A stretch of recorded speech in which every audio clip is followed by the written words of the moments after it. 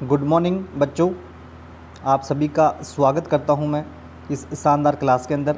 और ये क्लास आने वाले सभी एग्ज़ाम्स के लिए महत्वपूर्ण रहने वाली है। जैसा कि आप सबको थंबनेल देख करके पता चल गया होगा कि ये जो क्लास रहने वाली है ये आपकी हिंदी और इंग्लिश दोनों भाषा में रहने वाली है। ठीक है बच्चों, तो चलिए स्टार्ट करते हैं आज का सेशन। सबसे पहले बात करेंगे बच्चों कि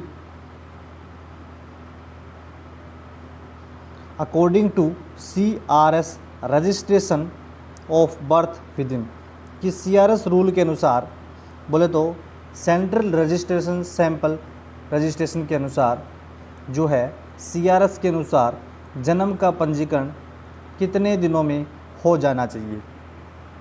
तो बच्चों राइट आंसर होगा इसका, सबसे पहले देखते हैं अपन ऑप्शन।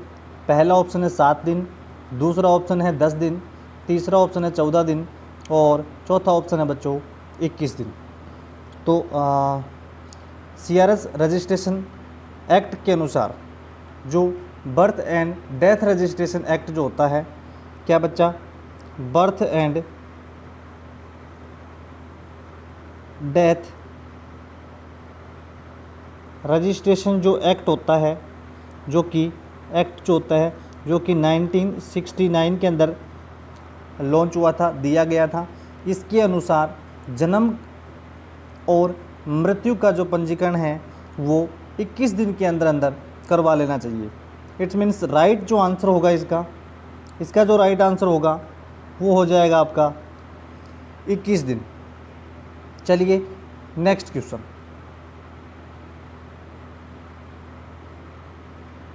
नेक्स्ट क्वेश्चन बच्चों, ठीक है।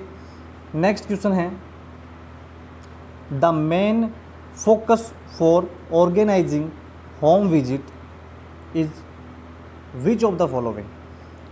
क्या घरेलू दौरों के आयोजन का मुख्य फोकस निम्नलिखित में से क्या है। कि होम विजिट जो होता है, घरेलू जो दौरा होता है, उसका मुख्य पर्पज क्या होता है, क्या पर्पज है कि घरेलू दौरा या होम विजिट क्यों की जाती है।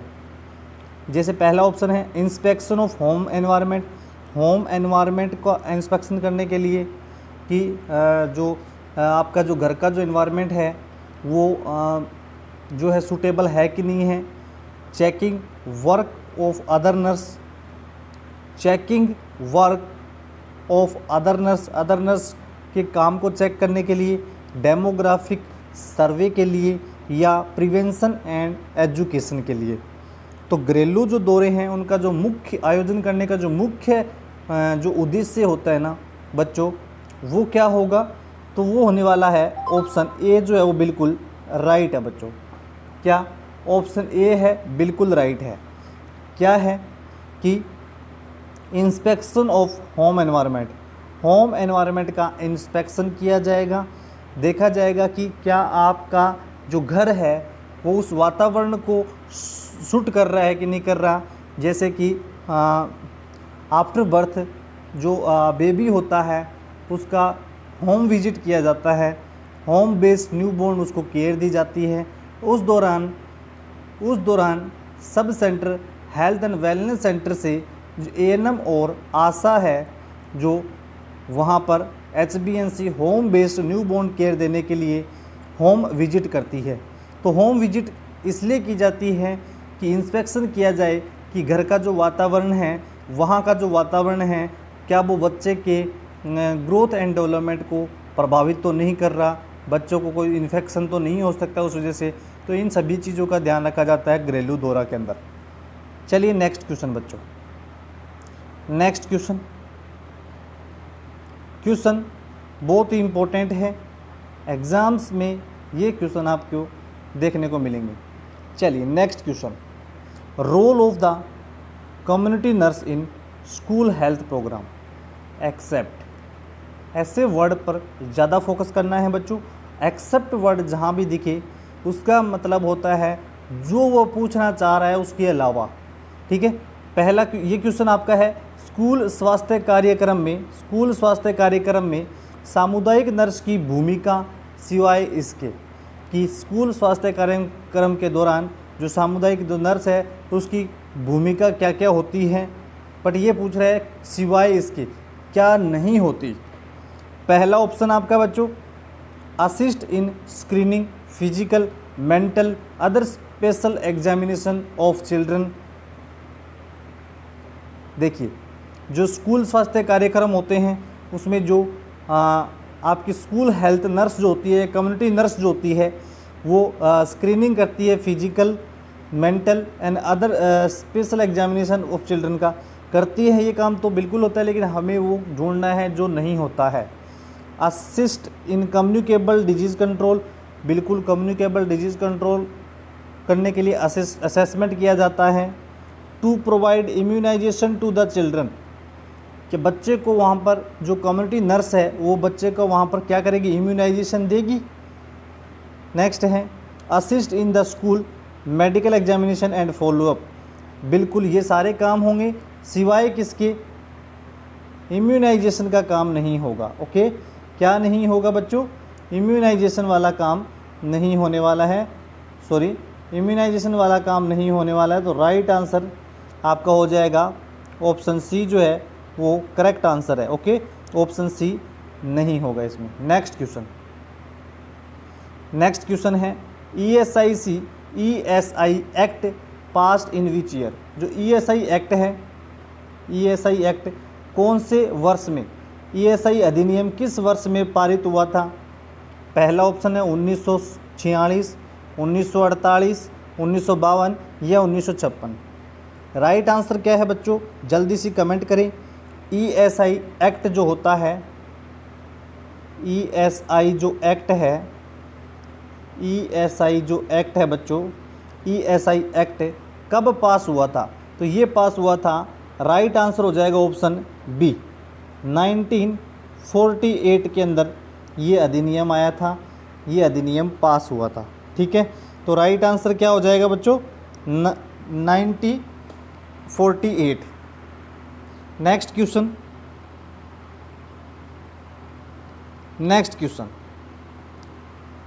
क्वेश्चन क्या है, चलिए next question, the pH of, next question है बच्चों कि the pH of human blood in which between, मानव रक्त का पीएच किसके बीच होता है। मानव रक्त का जो पीएच है वो कितना होता है। तो मानव का जो रक्त होता है, जो ब्लड होता है, वो कैसा सॉल्यूशन होता है, एक प्रकार से बफर सॉल्यूशन होता है। कैसा, बफर सॉल्यूशन होता है। और बफर सॉल्यूशन में क्या होगा, एसिडिक और स्लाइटली एसिडिक होगा और स्लाइटली बेसिक होगा। एसिडिक और बेसिक दोनों इंक्लूड किए जाएंगे। तो राइट आंसर क्या होगा बच्चों इसमें, ऐसा ऑप्शन कौन सा नज़र आ रहा है, ऑप्शन बी जो है वो राइट आंसर हो जाएगा बच्चों, ऑप्शन बी। ठीक है, क्या होगा, 7.35 से 7.45 जो है वो मानव रक्त का पीएच का मान होता है। अगला क्वेश्चन बच्चों, next, blood is a, blood क्या है। अभी बताया है कि व्हाट इज़ ब्लड, तो ब्लड क्या होता है, रक्त एक है, एसिडिक सॉल्यूशन नहीं होता रक्त, ठीक है, बेसिक भी नहीं होता, न्यूट्रल भी नहीं होता, क्या होता है, बफर सॉल्यूशन होता है। क्या होता है बच्चों, बफर सॉल्यूशन होता है। सी इसका राइट आंसर हो जाएगा। चलिए सभी बच्चे चैनल को सब्सक्राइब जरूर करें, वीडियो को लाइक जरूर करें। नेक्स्ट क्वेश्चन बच्चों, what is the normal blood cholesterol level. What is the normal blood cholesterol level, क्या होता है, सामान्य रक्त कोलेस्ट्रॉल स्तर क्या होता है। तो कोलेस्ट्रॉल जो होता है वो, कोलेस्ट्रॉल एक तरीके से मान के चलिए कि फैट होता है, और फैट का डिपोजिशन अगर ब्लड वेसल्स में होता है तो ये क्लोट बनाने का काम करता है। रक्त का जो है एक तरीके से जो ब्लड वेसल्स है, ये जो कोलेस्ट्रॉल क्या करता है, ब्लड वेसल्स को नैरो करने का काम करता है। कोलेस्ट्रॉल जो होता है वो क्या काम करता है, वो ब्लड वेसल्स को क्या कर देता है, ब्लड वेसल्स को क्या कर देता है, नैरो करने का काम करता है। ठीक है, तो यहाँ से क्या होगा, मान लीजिए कोलेस्ट्रॉल यहाँ पर डिपॉजिट हो गया है। कोलेस्ट्रॉल के डिपॉजिट होने की वजह से, कोलेस्ट्रॉल के डिपॉजिट होने की वजह से क्या हो गया, वजह से यहाँ का जो इसका जो ब्लड वेसल्स थी, ब्लड वेसल्स के अंदर क्या आ गई है, एक तरीके से संकरी हो गई है। ठीक है, क्या हो गई है, संकरी हो गई है। अब जो ब्लड इधर से इधर पास हो रहा था वो ब्लड कम होगा, वो ब्लड डिक्रीज हो जाएगा, प्रॉपर ऑक्सीजन भी नहीं पहुंच पाएगी, क्योंकि जब ब्लड अगर प्रॉपर नहीं जा रहा है, ब्लड वेसल्स द्वारा टिश्यू में ब्लड अगर प्रॉपर नहीं जा रहा है, तो ब्लड अगर प्रॉपर नहीं जाएगा तो ब्लड के साथ ही ऑक्सीजन बाइंड होती है, तो ऑक्सीजन भी प्रॉपर नहीं जाएगी, और ऑक्सीजन प्रॉपर नहीं जाएगी तो वहाँ पर हाइपोक्सिया जैसी कंडीशन के पैदा हो जाएगी। तो ये जो है ये बहुत ही ख़तरनाक जो होता है इसका रिजल्ट होता है। तो ब्लड जो सामान्य रक्त जो कोलेस्ट्रॉल होता है उसका कितनी होनी चाहिए, तो याद रखिए वो लेस देन 200 होनी चाहिए। मान के चलिए आप कि इसका जो नॉर्मल जो लेवल होता है वो 150 से 200 के आसपास होता है, 150 से 200 होता है नॉर्मल लेवल। बट यहाँ पर जो इसका राइट आंसर जाने वाला है वो हो जाएगा option B, less than 200 mg पर DL। 200 mg पर DL से कम होता है, 500 हो नहीं सकता, 1000 भी नहीं हो सकता, 200 से ज़्यादा तो हो ही नहीं सकता। मैक्सिमम 150 से 200 हो सकता है, इससे ज़्यादा नहीं हो सकता। चलिए नेक्स्ट क्वेश्चन। नेक्स्ट क्वेश्चन है बच्चों, नेक्स्ट क्वेश्चन आप सभी के लिए स्क्रीन पे क्वेश्चन है, बहुत ही प्यारा क्वेश्चन है। बताइए, एक्सेसिव हीमोलाइसिस में result in the accumulation of the which substance in the body, कि एक्सेसिव हीमोलाइसिस हो रहा है, हीमोलाइसिस ब्लड टूट रहा है, हीमोग्लोबिन टूट रहा है, भारी मात्रा में टूट रहा है, टूट करके एक्यूमुलेट हो रहा है, इकट्ठा हो रहा है। अत्यधिक हीमोलाइसिस के परिणाम स्वरूप शरीर का कौन सा पदार्थ जमा हो सकता है, तो याद रखिए पहला ऑप्शन है बिलीरुबिन, मिनरल्स, हीमोग्लोबिन। हीमोग्लोबिन से जो है हीमोलाइसिस होगा, एक्सेसिव हीमोलाइसिस होने से वहाँ पर बिलीरुबिन जो है वो जम जाता है, बिलीरुबिन जम जाता है। एक्सेसिव हीमोलाइसिस होगा, वहाँ पर बिलीरुबिन डिपॉजिट होगा, और बिलीरुबिन के डिपॉजिट होने से वहाँ पर जॉन्डिस देखने को मिलता है। ठीक है, जॉन्डिस देखने को मिलता है जिसे पीलिया कहते हैं।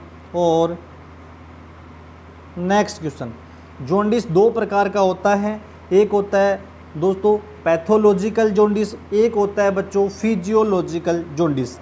ठीक है, पैथोलॉजिकल जॉन्डिस जो होता है वो विद इन 24 आवर, और फिजियोलॉजिकल जो जॉन्डिस होता है वो आफ्टर 24 आवर। सॉरी, एक बार दोबारा बताता हूँ, जॉन्डिस में जो पैथोलॉजिकल जॉन्डिस है वो विद इन 24 आवर में होता है, और फिजियोलॉजिकल जो जॉन्डिस होता है वो आफ्टर 24 आवर आपको देखने को मिलता है। चलिए नेक्स्ट क्वेश्चन है, नेक्स्ट क्वेश्चन है बच्चों कि विच of the following action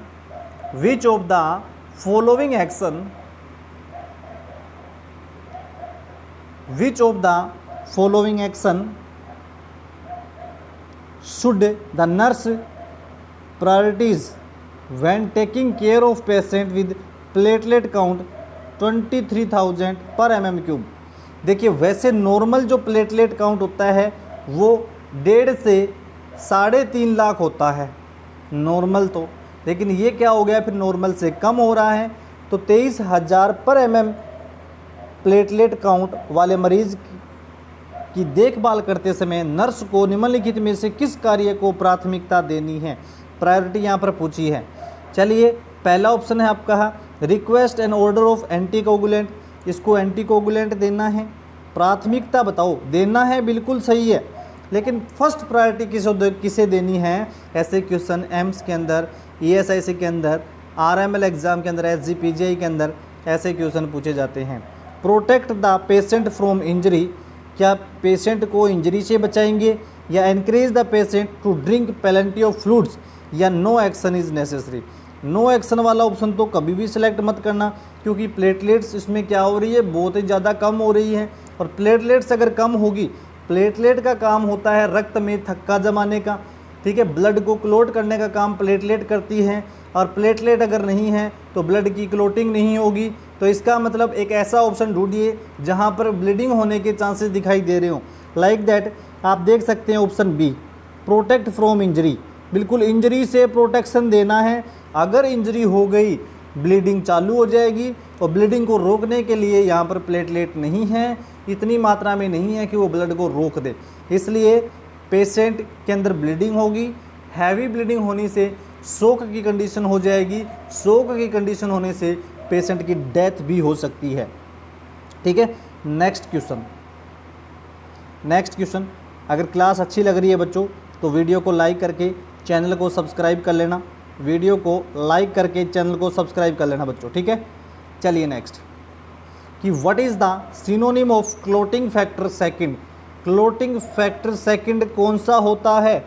clotting factor second का समानार्थी शब्द क्या है, कौन सा होता है? एक चीज़ याद रखना यहाँ पर कि दो चीज़ होती है। फर्स्ट होता है एक तो होता है फर्स्ट और एक होता है पहला।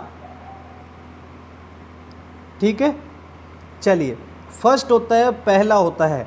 अगर क्लोटिंग फैक्टर इंग्लिश में वर्ड आ रहा है कि क्लोटिंग फैक्टर बताओ, तो फैक्टर फर्स्ट जो होगा वो तो होगा फाइब्रिनोजन। फर्स्ट एफ से फाइब्रिनोजन, एफ से फर्स्ट होता है, एफ से फाइब्रिनोजन, एफ से फर्स्ट होता है। ठीक है, प्रोथ्रोम्बिन पहला वर्ड जो होता है ये होता है सेकंड। तो राइट आंसर होगा option C, second clotting factor होता है। क्या? सेकंड क्लोटिंग फैक्टर होता है, सेकंड क्लोटिंग फैक्टर होता है प्रोथ्रोम्बिन। और एक याद और रखना, फर्स्ट एंड लास्ट। तो लास्ट कौन सा होगा?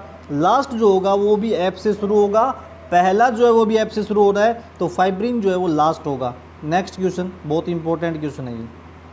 नेक्स्ट क्वेश्चन, चलिए आ ही गया क्वेश्चन, ये अभी बात ही कर रहे थे इस क्वेश्चन की, कि बताइए रक्त स्कंदन की प्रक्रिया में अंतिम उत्पाद क्या होगा? रक्त स्कंदन प्रक्रिया के अंदर अंतिम उत्पाद, the last product in the process of blood coagulation. Blood coagulation के अंतिम उत्पाद के रूप में क्या होगा? तो अभी बताया था फाइब्रिन जो होता है वो अंतिम उत्पाद होता है। क्या होता है? फाइब्रिन जो होता है बच्चों वो अंतिम उत्पाद होता है। ठीक है, अंतिम उत्पाद होता है। तो ये था आज का सेशन, आप सभी को कैसा लगा ज़रूर बताना। अगर सेशन पसंद आया है बच्चों तो वीडियो को लाइक करना और चैनल को सब्सक्राइब करना बच्चों। लाइक ज़रूर कर देना, चैनल को सब्सक्राइब ज़रूर कर देना। और अगर आपने हमारा फेसबुक पेज फॉलो नहीं किया है तो कर लेना बच्चों। इंस्टाग्राम पेज भी राजेंद्र नर्सिंग एकेडमी के नाम से है। यूट्यूब चैनल को सब्सक्राइब ज़रूर करना है। और आप हमारे टेलीग्राम वाले ग्रुप से ज़रूर जुड़ जाइए, क्योंकि आपको जो ये पीडीएफ्स है ये टेलीग्राम ग्रुप में आपको देखने को मिलेगी। तो टेलीग्राम ग्रुप का लिंक मैं डिस्क्रिप्शन बॉक्स में दे रहा हूँ और आप वहाँ से हमसे जुड़ जाना। ठीक है, सभी क्लास की पीडीएफ टेलीग्राम ग्रुप में ही मिलेगी। ठीक है बच्चों, और राजस्थान, मध्य प्रदेश, उत्तर प्रदेश, हरियाणा, हिमाचल प्रदेश, बिहार, उत्तराखंड, झारखंड, किसी भी प्रकार के जो एनएचएम और स्टाफ नर्स के जो एग्ज़ाम है, सीएचओ के जो भर्ती हैं, उन सभी की तैयारी अगर आप करना चाहते हैं तो राजेंद्र नर्सिंग एकेडमी का ऐप आप बच्चों डाउनलोड कर लो, या फिर इस नंबर पर कॉल करके हमसे संपर्क कर लो। सारी चीज़ आपको अवेलेबल करवा दी जाएगी। Thank you so much. मिलते हैं नेक्स्ट क्लास में। कल सुबह 10 बजे, रोज़ाना सुबह 10 बजे क्लास होगी। महत्वपूर्ण क्वेश्चन की क्लास होगी जिसमें हिंदी और इंग्लिश दोनों इंक्लूड किए जाएंगे। Thank you so much.